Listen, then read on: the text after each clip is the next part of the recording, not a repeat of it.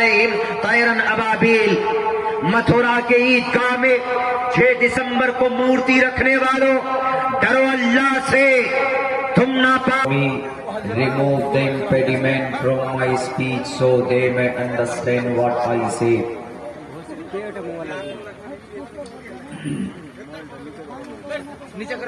वसुदेव सुतं देवं कंसचाणूरमर्दनं देवकी परमानंदं कृष्णं वंदे जगद्गुरुमः. एवं मुक्तगार्जुन संख्यो रथोपस्थ उपवाविशत्. अष्टो गुणः पुरुषं दीप्यन्ति प्रज्ञा च कौलं च दं श्रुतं च प्राकर्मस्य बहुभाषिता च. दानं यथा शक्ति कृतज्ञता च. अनस्वन्ता सत्पतिर्मामहे मे गावा चैतिष्ठो असुरो मगौना. त्रिविष्णु अग्निदशाभि सहस्रैर्वैश्वानरः. मलेच्छ भाषा कीर्तातेन वैद्वाक्य प्राणमुखा. यज्ञं परचुचाम्यवं सतततो निवोस्ति कवरितं पूर्वीयं गतं कस्तद्य विभारती. मोहतरम सामईन किराम, स्टेज पर हमारे इज्जत माब हजरात उलमाए किराम और पर्दे में तशरीफ फरमा हमारी समाज की माँ और बहनों,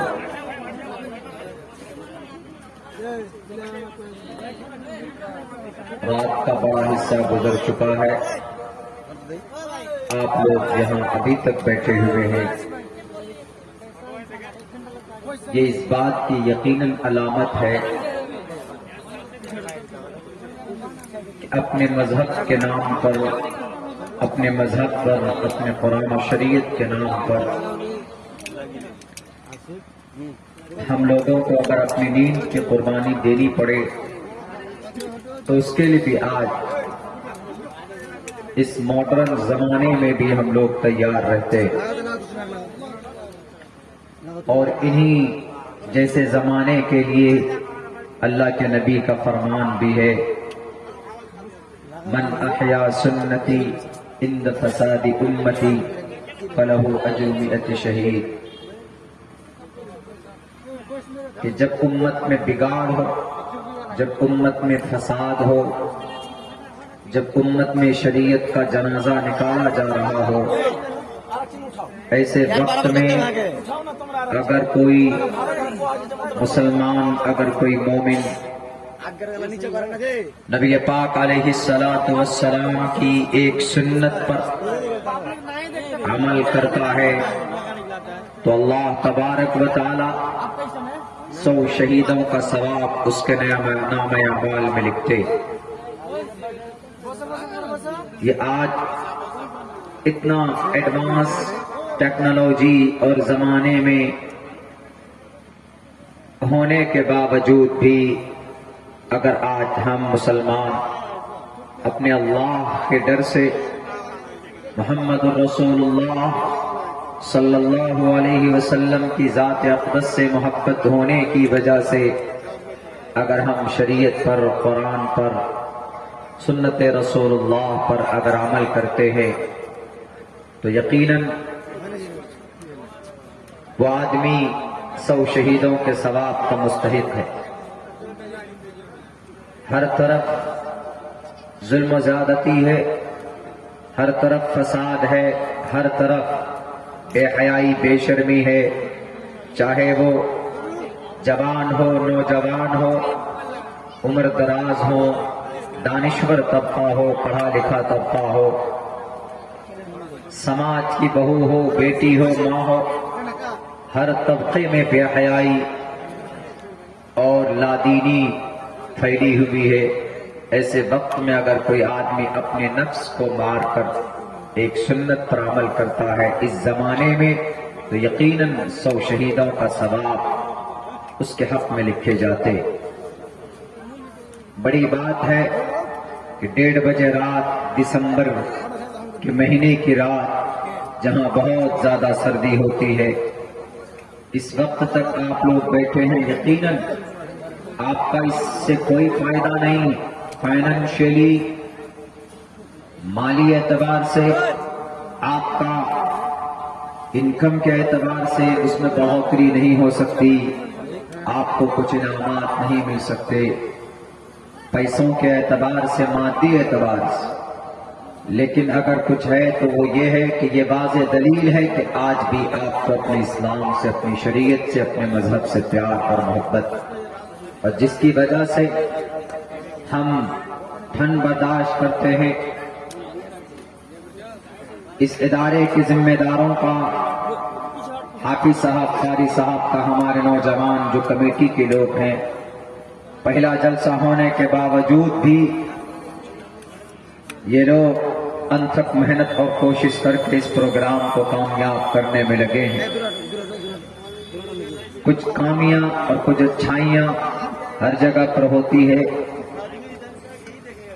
لیکن اس کو کامیاب کرنے کے لیے آپ لوگ ابھی تک بیٹھے، یہ بہت بڑی بات۔ ایک آدمی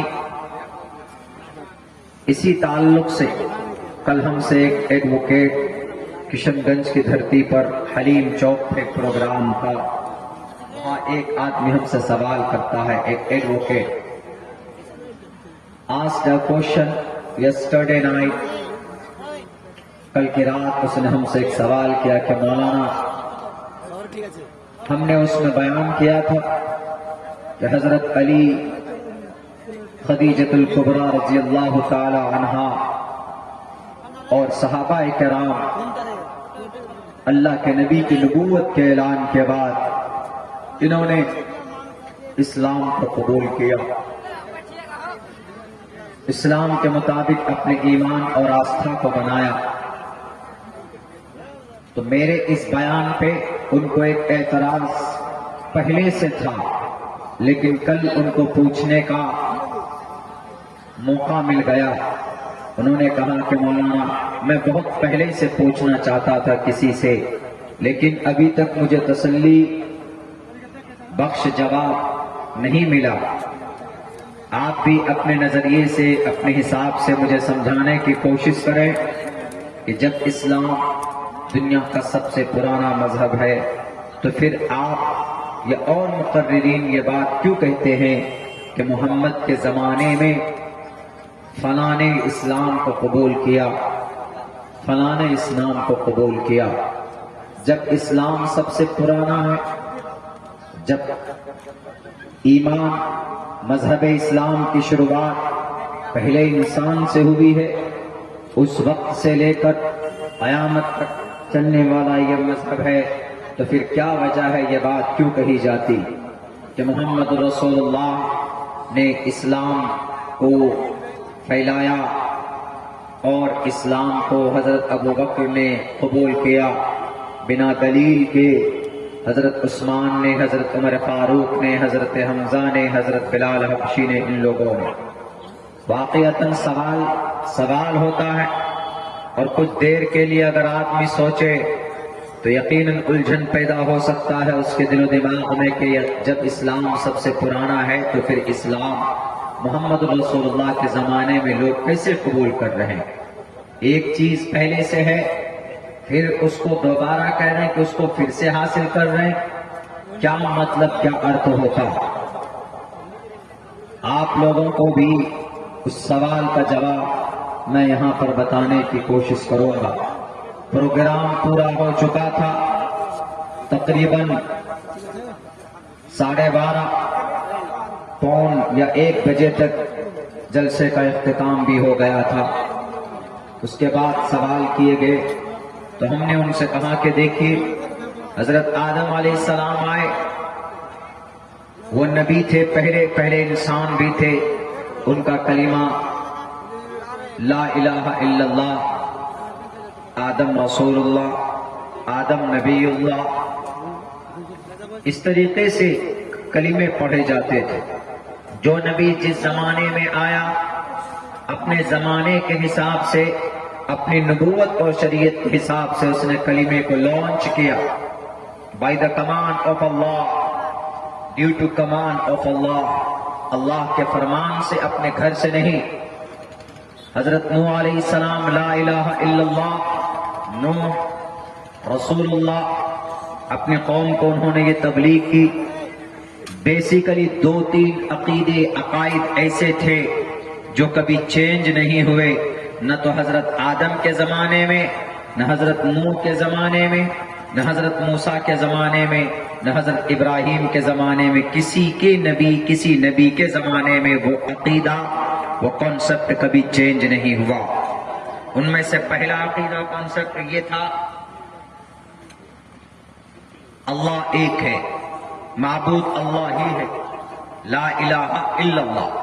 سب کے کلمے کے ساتھ یہ پہلا جز لگا ہوا تھا، لا الہ الا اللہ، there is no God but Allah.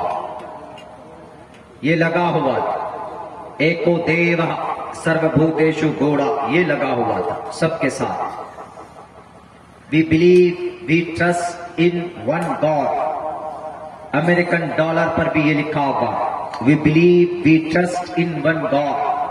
American dollar پر یہ لا الہ الا اللہ لکھا ہوا ہے. وہ بھلے ہی الفاظ اور ورڈ انگریزی کے ہوں، معنی میننگ لا الہ الا اللہ کا، تو کبھی یہ چینج نہیں ہوا. ایک تو یہ لا الہ الا اللہ، یہ کبھی بھی کسی بھی نبی کے مین اغراض اور ان کی موٹیو اور ان کی پروفیشن اور ان کی جو نیت، ان کی جو مقاصد زندگی ہے، وہ کبھی بدلا نہیں. سب کا یہی رہا لا الہ الا اللہ. حضرت موسیٰ بنی اسرائیل کو کہتے کہ معبود اللہ ہے، لا الہ الا اللہ. موسیٰ رسول اللہ، رسول موسیٰ ضرور ہے لیکن لا الہ الا اللہ. اور قرآن کہتا ہے کہ اللہ تبارک و تعالیٰ نے ہر علاقے میں، ہر زمانے میں، ہر جگہ پر کہیں کچھ گیپ ہو گیا ہو وہ الگ بات ہے، ورنہ اپنے نبی کو، اپنے ڈرانے والے کو، اپنے پیغمبر کو ضرور بھیجا ہے دنیا. وَإِن مِّنْ أُمَّةٍ إِلَّا خَلَا فِيهَا نَذِيرٌ.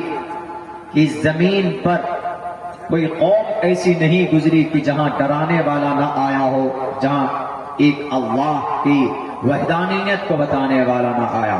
ہر جگہ پہ اور ان کی زبان پہ آیا. آپ کی اس علاقے کی، آپ کے اس ایریا کی جو زبان ہے، جو لینگویج ہے، تو نبوت کا جو سلسلہ رہا ہے، تو اگر یہاں پر کوئی نبی آئے گا تو آپ کی زبان شیر شہبادی زبان ہے، بنگلہ زبان ہے، انصاری زبان ہے، تو یہاں اسی زبان میں نبی کو اللہ تبارک و تعالیٰ بھیجے گا. ایسا نظام اور ایسا حساب اوپر والے کا رہا. وَمَا أَرْسَلْنَا مِن رَّسُولٍ إِلَّا بِلِسَانِ قَوْمِهِ. کوئی قوم ایسی نہیں گزری کہ وہاں کوئی ڈرانے والا نہ آیا ہو، اللہ کی ذات کو بتانے والا نہ آیا ہو. آیا ہے لیکن انہی کی زبان میں آیا. اسی لیے بعض مورخ نے یہ بات کہی ہے، بعض رائٹر نے یہ بات کہی ہے کہ شری رام چندر جی کو ابیوز مت کرو، ان کو گالی مت دو. اٹ میں بھی ہو سکتا ہے کہ وہ کسی قوم میں، کسی زمانے میں، کسی ایریا اور کسی علاقے کا نبی رہا ہو، رسول رہا ہو سکتا اس کو ان کی زندگی کے اندر مرچ مسالہ لگا کر پیش کیا گیا ہو، کیونکہ ان کے بہت سارے زندگی کے ایسے نمونے ہیں جب پڑھے جاتے ہیں، دیکھے جاتے ہیں، تو یہ پتا چلتا ہے کہ یہ کہیں نہ کہیں کسی نہ کسی قوم کا کوئی پیغمبر، کوئی رسول رہا ہوگا. ان میں سے کون؟ شاہ عبدالعزیز محدث دہلوی، شاہ ولی اللہ کے بیٹے، جنہوں نے جہاد کا فتویٰ انگریز کے خلاف دیا تھا، وہ. اور ان میں سے اور بھی مولانا قاسم نانوتوی، جو دارالعلوم دیوبند سہارنپور ڈسٹرکٹ میں ایک ادارہ ہے، وہاں کے جو بانی، جو فاؤنڈر ہے، ان کا بھی مولانا رشید احمد گنگوہی اور بھی بہت سارے لوگوں کا یہ خیال، یہ کنسپٹ ہے کہ ان لوگوں کو برا بھلا مت کہو. ہو سکتا ہے، ممکن ہے، یقین کے ساتھ نہیں کہا، ممکن ہے، ہو سکتا ہے کہ کسی زمانے میں یہ لوگ کسی قوم کے نبی رہے ہو، श्री कृष्ण जी के बारे में भी आता, श्री राम के बारे में भी आता, अलबत्ता हनुमान जी के बारे में नहीं आता। हनुमान जी जय बजरंगबली जिनको बोलते हैं, वो उनको देवता नहीं बल्कि उनको दूत कहा गया। दूत किसको कहते हैं? दूत फरिश्ते को कहते हैं according to the Hindu concept. Hindu भाई दूत को मानते, यमदूत यमराज, यमदूत यमराज। और हमारे इस्लाम में फरिश्ते का कॉन्सेप्ट है।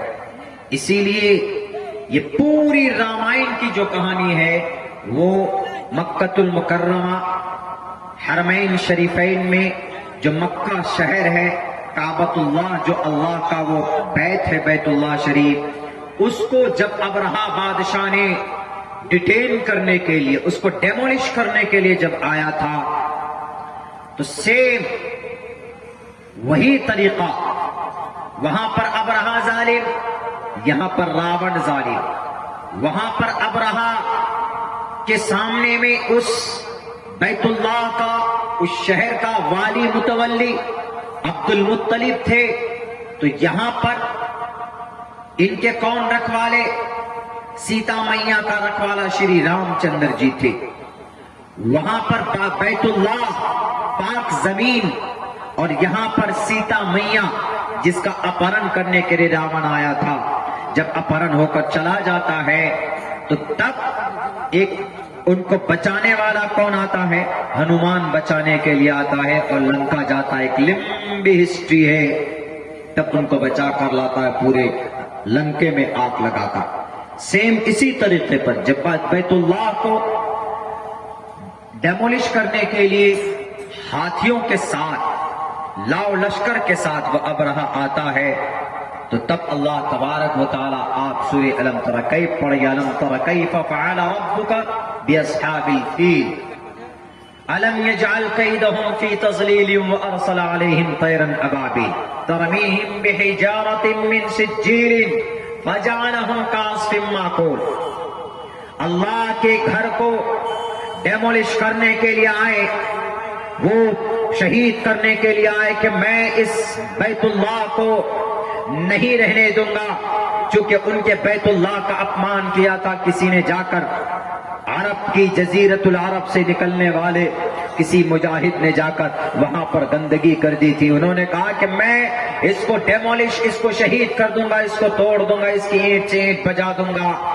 तब जाकर तैरन अबाबील तरमीहिम बिहिजारतिन, अपने चोंच में, अपने पंजे में वो पत्थर का टुकड़ा उठाकर, एक कंकरी छोटी छोटी उठाकर, तैरन अबाबील, आसमान के उनके ऊपर से एक छोटे छोटे परिंदों को भेजा, और उस परिंदे ने उस कंकरी को छोड़ा उन फौजों के ऊपर।